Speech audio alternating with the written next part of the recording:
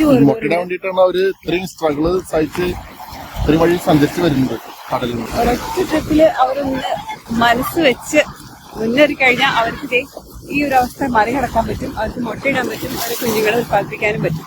പക്ഷെ കുറെ പേര് ഒന്ന് പിടിവിട്ട് പോയി കഴിഞ്ഞാൽ ബാക്കോട്ട് പോയിട്ടോ. അവർ എടുത്തപ്പോട്ടെല്ലാം ഇന്ന് നമ്മൾ വളരെ പ്രത്യേകതയുള്ള ഒരു സ്ഥലത്തേക്കാണ് പോകുന്നത്. ഞങ്ങളുടെ ജീവിതത്തിൽ ഇതുവരെ ഇങ്ങനെ ഒരു കാഴ്ച കണ്ടിട്ടില്ല. ഹലോ, നമസ്കാരം എല്ലാവർക്കും. 777 ജാക്ക് ജോൺസിൻ്റെ പുതിയ കാഴ്ചകളിലേക്ക് സ്വാഗതം. നിങ്ങൾ ആദ്യമായിട്ടാണ് ഞങ്ങളുടെ ഈ ചാനൽ കാണുന്നതെങ്കിൽ ഒന്ന് സബ്സ്ക്രൈബ് ചെയ്തേക്കണേ. കാനഡയിലെ ഒണ്ടാരിയോ പ്രൊവിൻസിലുള്ള പോർട്ട് ഹോപ്പിലേക്കാണ് ഇന്നത്തെ നമ്മുടെ യാത്ര. എല്ലാം തന്നെ ഓരോ നിമിഷവും മനസ്സിൽ ഉറച്ചിരിക്കുകയാണ്, ഞാനത് ചാടിക്കടക്കുന്നുള്ളത്. ഒഴുക്കിനെതിരെ നീന്തി മുട്ടയിടാൻ പോകുന്ന സാമണ്ണെ കാണാനാണ് നമ്മളിവിടെ വന്നിരിക്കുന്നത്. കണ്ടല്ലോ, ലക്ഷക്കണക്കിന് മത്സ്യങ്ങളാണിതേ കുത്തിയൊലിച്ചു വരുന്ന ഈ ഒരു തടാകത്തിന്റെ ഒഴുക്കിനെതിരെ ചാടിക്കിടന്ന് മുട്ടയിടാൻ വേണ്ടി തയ്യാറെടുക്കുന്നത്. കാണുന്നത് പോലെ അത്ര ഈസിയല്ല ഈ ഒരു ചാട്ടം.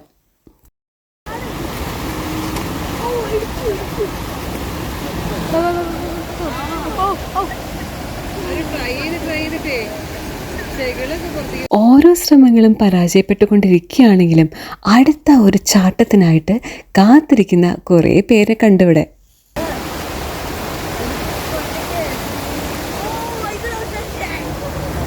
ഹൈലി റിച്ച് ഫ്ലേവേഴ്സും ന്യൂട്രീഷണൽ വാല്യൂ ഒക്കെ ആയിട്ട് തീൻമേശക്കരികിൽ നല്ല പ്രൗഢിയോടെ ഇരിക്കുന്ന പിങ്ക് കളർ സാൽമണെയാണ് നമുക്ക് പരിചയം. പക്ഷേ അടുത്ത ജനറേഷന് വേണ്ടിയുള്ള ഈ ഒരു സ്ട്രഗ്ലിംഗ് പീരീഡ് ഇന്നാണ് കാണാൻ സാധിച്ചത്. മുട്ടയിടാൻ സമയമാകുമ്പോൾ കടലിൽ നിന്നും അവരുടെ ജന്മസ്ഥലത്തേക്ക് തന്നെ ഒഴുക്കിനെതിരെ നീന്തി വന്ന് മുട്ടയിടുന്ന മത്സ്യങ്ങളാണ് സാൽമൺസ്. കുറേ പേരുടെയൊക്കെ മുഖമടിച്ച് അവിടെ തന്നെ വീഴും. എന്നാൽ അവർ ശ്രമം ഉപേക്ഷിക്കുകയൊന്നുമില്ല. കുട്ടികളുടെ സുരക്ഷയെ കരുതിയാണ് അവർ കടലിൽ നിന്നും ഇങ്ങനെ ശുദ്ധജലത്തിലേക്ക് വന്നിട്ട് മുട്ടയിടുന്നത്. കടലിലാവുമ്പോൾ പ്രിഡേറ്റേഴ്സ് അവരുടെ മുട്ടകളെ ആക്രമിക്കാൻ സാധ്യതയുള്ളതുകൊണ്ട്.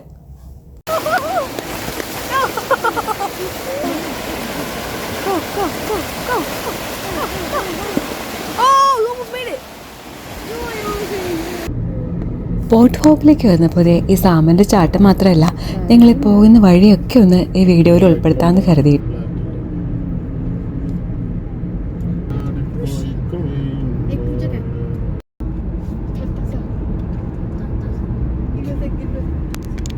വളരെ ബ്യൂട്ടിഫുൾ ആയിട്ടുള്ള വില്ലേജിലൂടെയാണ് നമ്മളിപ്പോൾ യാത്ര ചെയ്തുകൊണ്ടിരിക്കുന്നത്.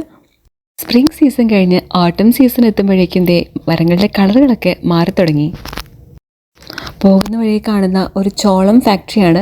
കൂടുതൽ സ്ഥലങ്ങളായിട്ടും ചോളം കൃഷി ചെയ്യുന്നതായിട്ടും കാണാം. പ്രത്യേകിച്ചും ഈ മാസങ്ങളിലൊക്കെ ലോങ് ഡ്രൈവ് ചെയ്യുകയാണെങ്കിൽ എത്ര ദൂരം ഇരുന്നാലും മടുക്കില്ല. അതിന് മാത്രം ഭംഗിയാണ് വഴിയരികിൽ. ഇപ്പം നമ്മൾ എത്തിയിരിക്കുന്നത് ഇവിടുത്തെ ഡൗൺ ടൗണിലാണ്. കാനഡയുടെ ഡൗൺ ടൗൺ എന്ന് പറഞ്ഞു കഴിഞ്ഞാൽ ഒരു പ്രത്യേകതയുണ്ട്. അത് അവരുടെ ഹിസ്റ്ററി ഡെവലപ്പ് ചെയ്തിട്ടുള്ള ഒരു സ്ഥലമാണ്.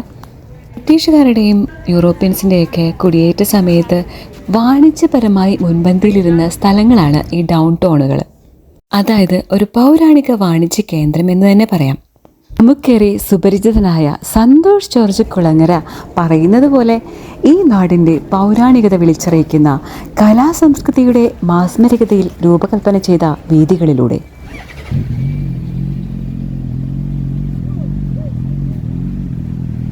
ഞങ്ങളിപ്പോൾ വന്നിരിക്കുന്നത് കിങ്സ്റ്റണിൽ നിന്നും ഒരു 1.5 മണിക്കൂർ ഡ്രൈവ് കഴിഞ്ഞ് പോർട്ട് ഹോപ്പിലേക്കാണ്.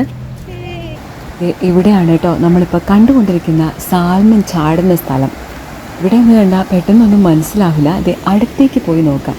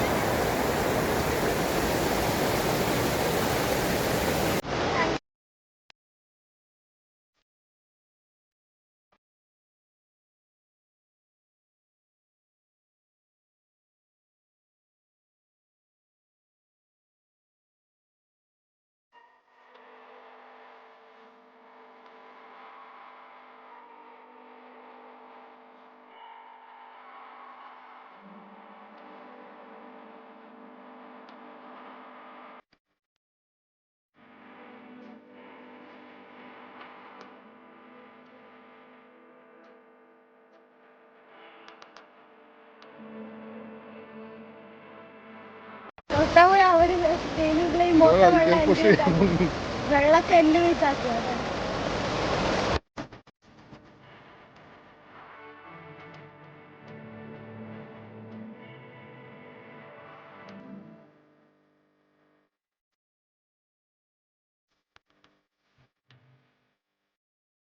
എന്തുകൊണ്ടാണ് സാമൻസ് കടലിൽ നിന്നും ഈ ശുദ്ധജല തടാകങ്ങളിലേക്ക് വന്ന് മുട്ടയിടുന്നത് എന്നുള്ളത് പലരുടെയും ഒരു ക്വസ്റ്റ്യൻ ആണ്. മുട്ടയിടാനായിട്ട് ജനിച്ച സ്ഥലം തിരഞ്ഞെടുക്കുക എന്ന് പറയുന്നത് അതിനും വലിയൊരു പ്രത്യേകത. ഇപ്പോൾ നമ്മൾ കണ്ടുകൊണ്ടിരിക്കുന്ന ഈ മത്സ്യങ്ങളേറെയും മുട്ടയിടാനായിട്ടുള്ള സ്ഥലത്തേക്ക് പോകാനായിട്ടാണ് പരിശ്രമിച്ചുകൊണ്ടിരിക്കുന്നത്. 10 മുതൽ 12 സെൻറ്റിമീറ്റർ ആഴങ്ങളിലെ മിനുസമുള്ള ചരലുകളിലാണ് പെൺമത്സ്യങ്ങൾ മുട്ടയിടുന്നത്. ഈ ഒരു നെസ്റ്റിന് റെഡ് എന്നാണ് പറയുന്നത്. അങ്ങനെ മുട്ട വിരിഞ്ഞുണ്ടായിട്ടുള്ള മത്സ്യക്കുഞ്ഞുങ്ങൾക്കൊക്കെ പിന്നെ ഒഴുക്കിനെതിരെ നീന്തണ്ട, ഒഴുക്കിനോട് കൂടി തന്നെ കടലിലേക്ക് പോകാം. അങ്ങനെ പോകുന്ന മത്സ്യക്കുഞ്ഞുങ്ങളെല്ലാം കടലിൽ വെച്ചിട്ടാണ് അവരുടെ ഒരു ഗ്രോത്ത് സ്റ്റേജ് കംപ്ലീറ്റ് ചെയ്യുന്നത്. ശുദ്ധജല തടാകത്തിൽ ജനിച്ച ഓരോ മത്സ്യക്കുഞ്ഞുങ്ങളും കടലിലേക്ക് പോകുമ്പോൾ അവരുടെ വായിൽ നിന്നും ഒരു കെമിക്കൽ പ്രൊഡ്യൂസ് ചെയ്യപ്പെടുന്നു എന്ന് പറയുന്നു. ഈ ഒരു കെമിക്കൽ അവരെ തിരിച്ചു വരാൻ അവരെ അട്രാക്റ്റ് ചെയ്യുന്നു എന്നാണ് ഒരു റീസൺ. അതല്ല, തിരിച്ചെത്താൻ വേണ്ടിയിട്ട് എർത്തിൻ്റെ മാഗ്നറ്റിക് ഫീൽഡ് അവർ യൂസ് ചെയ്യുന്നു എന്നൊക്കെയാണ് ശാസ്ത്രജ്ഞർ പറയുന്നത്.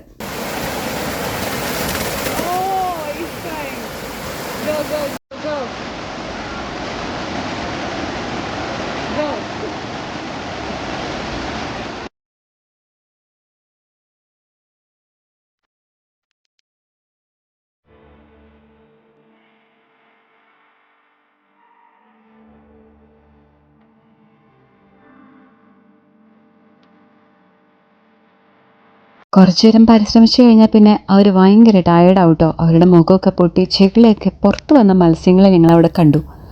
എന്നാലും കുറച്ചു നേരം അവരവിടെ വിശ്രമിക്കും. പൂർവാധികം ശക്തിയോടെ വീണ്ടും കുതിക്കും. സാൽമൺ റണ്ണിൽ ഫീമെയിൽസിനും മെയിൽസിനും ഒരുപോലെ പങ്കുണ്ട്. നമ്മൾ ചിലപ്പോൾ കേൾക്കുമ്പോൾ സാൽമൺ റൺ എന്ന് പറയുമ്പോൾ മുട്ടയിടാനായിട്ടാണല്ലോ ഈ സാൽമൺസ് ഇങ്ങനെ ഒഴുക്കിനെതിരെ നീന്തുന്നത്, അപ്പോൾ പെൺമത്സ്യങ്ങൾ മാത്രമേ ഉള്ളൂ എന്നൊരു സംശയം ഉണ്ടായിരിക്കും. പക്ഷേ അതല്ല കാര്യം. പെൺമത്സ്യങ്ങളുടെ പ്രധാന ദൗത്യം എന്ന് പറയുന്നത് അവരാണ് ഒരു ഗുഡ് സ്പോട്ട് ചൂസ് ചെയ്യുന്നത്. അതും വാട്ടറിൻ്റെ അധികം ഒഴുക്കൊന്നുമില്ലാത്ത നല്ലൊരു ഗ്രേവൽ അവർ സെലക്ട് ചെയ്യും. എന്നിട്ട് അവരുടെ വാലുപയോഗിച്ച് ഒരു ഡിപ്രഷൻ ഉണ്ടാക്കി ആ റിവർ ബെഡിൽ അവർ എഗ് ലേ ചെയ്യും. ആൺമത്സ്യങ്ങളാവട്ടെ പെൺമത്സ്യങ്ങളുടെ കൂടെ തന്നെ റൺ ചെയ്യും കേട്ടോ. അതിൽ കരുത്തുള്ള ഒരു ആൺമത്സ്യമായിരിക്കും ഈ എഗ് ഫെർട്ടിലൈസ് ചെയ്യാനുള്ള സ്പേം റിലീസ് ചെയ്യുന്നത്. ദൗത്യം കംപ്ലീറ്റ് ചെയ്ത് കഴിയുമ്പോൾ ഈ മത്സ്യങ്ങളെല്ലാം ഇക്കോസിസ്റ്റത്തിൻ്റെ ഒരു ഭാഗമായി മാറുന്നൊരു കാഴ്ചയാണ് ഇവിടെയും കാണുന്നത്.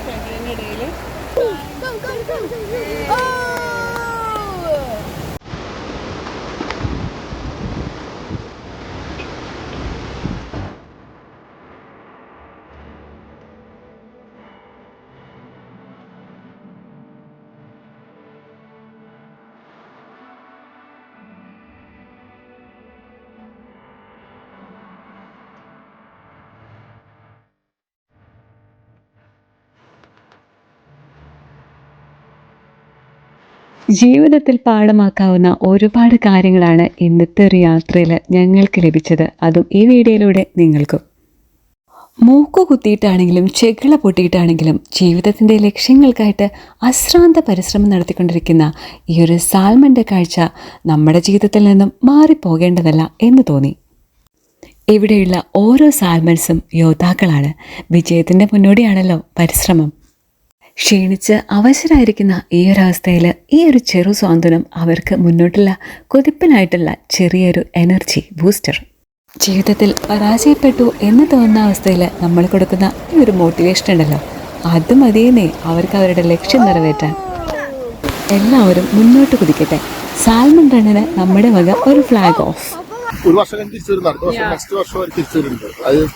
അത് അവരുടെ എൻഡാണ്. പക്ഷെ അതിനു വേണ്ടിയാണ് ഇത്രയും സ്ട്രഗിൾ ചെയ്തിട്ട് അവരവിടെ എത്തുന്നത് എന്നുള്ളതാണ്. ഓരോ നിമിഷവും ഒരു സ്ട്രഗ്ലിംഗ് ആണ്. കാരണം ഒഴുക്ക് ഓപ്പോസിറ്റ് ആണ്.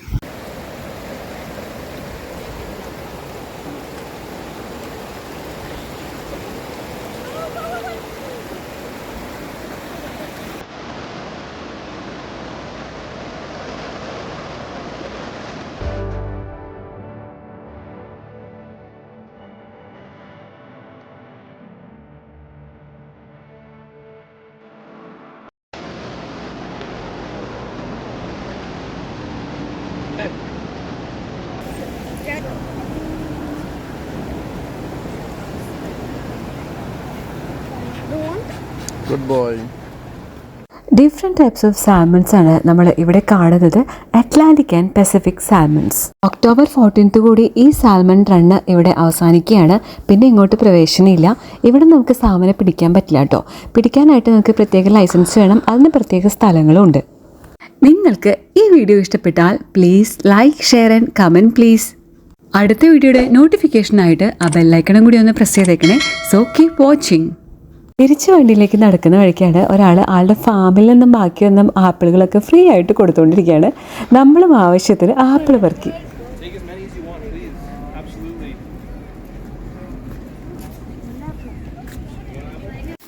ചെറിയ ചെറിയ കാഴ്ചകളും വലിയ സന്തോഷങ്ങളുമായി നമുക്ക് വീണ്ടും കാണാം. അതുവരേക്കും സൈനിങ് ഓഫ് 777 @Jack Jones.